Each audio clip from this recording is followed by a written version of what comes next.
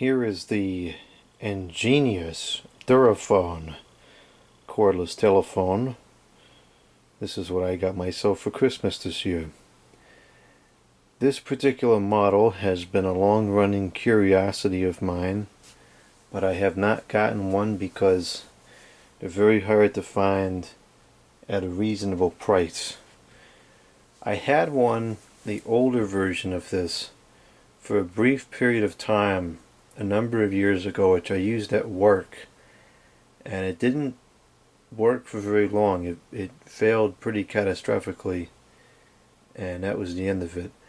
It worked well inside the building, but for whatever reason I never tested the range outside, which I really don't understand, because I would think that that would have been the first thing that I would do when I got it. But regardless, so I never tested the range before it broke. And when I move here, the yard's not that big, so I don't need long-range phone anymore.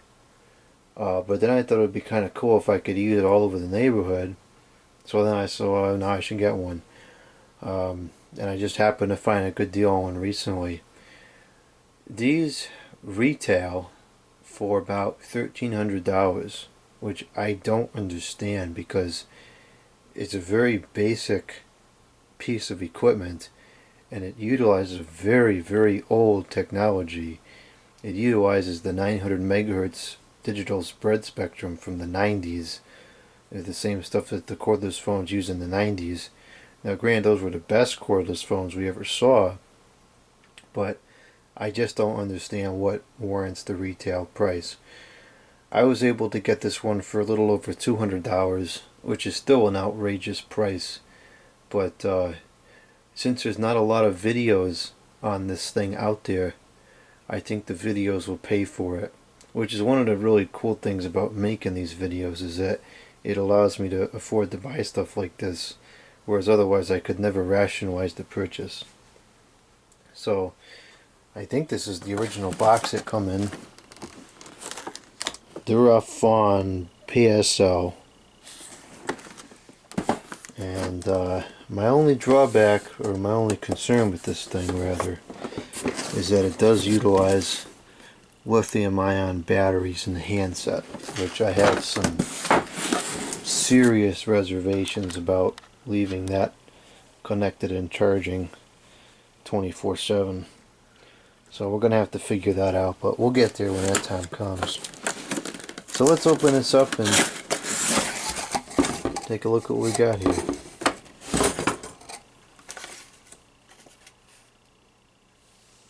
This is the technical support information. I guess these are sold all over the world.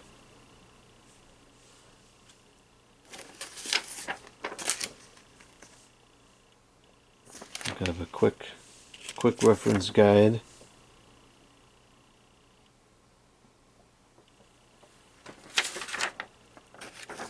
That's handy to have that.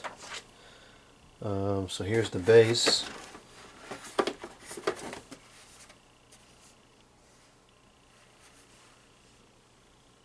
It's made in Taiwan. It only takes in 1 amp.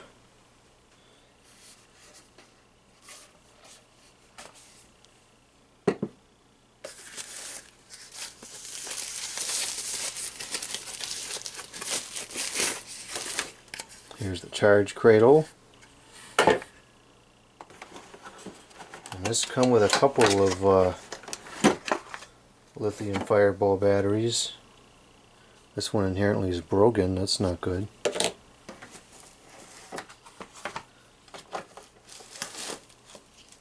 This one looks like it's in better conditions.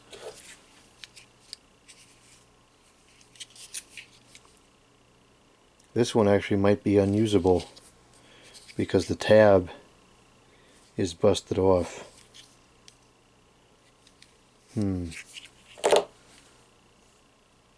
It's a 3.7 volt battery, 1700 milliamps,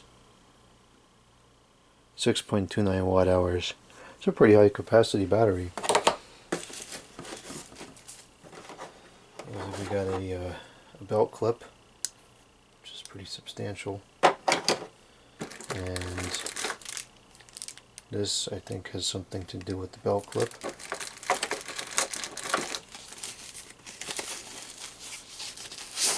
Here's the telephone itself, and although this was listed as used, it looks pretty much new to me. There is one Fireball lithium battery in here already, so we have at least two good working ones.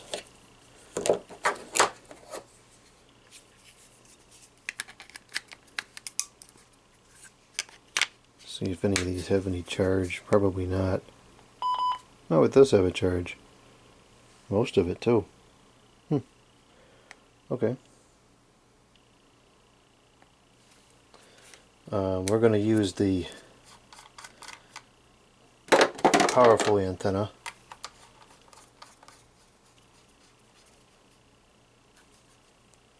It'll be interesting to test the coverage of these two different antennas.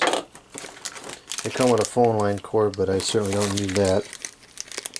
And these looks like some kind of bumpers or a stand. I don't really know what that is. And we have the power cords.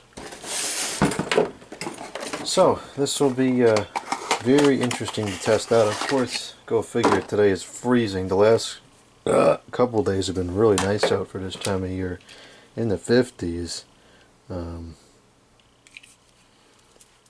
But now it's cold again, so I'll have to brave the cold in order to check this out.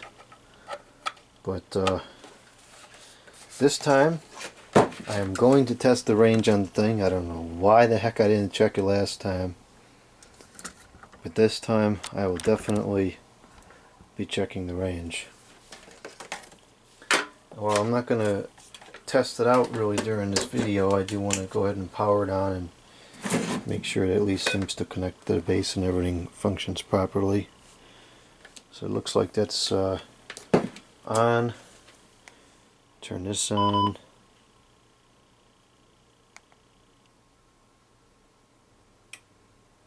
And it's connected. Actually has an old relay in it, so that's kind of cool. Takes a long time to connect. According to the signal meter, the signal is full.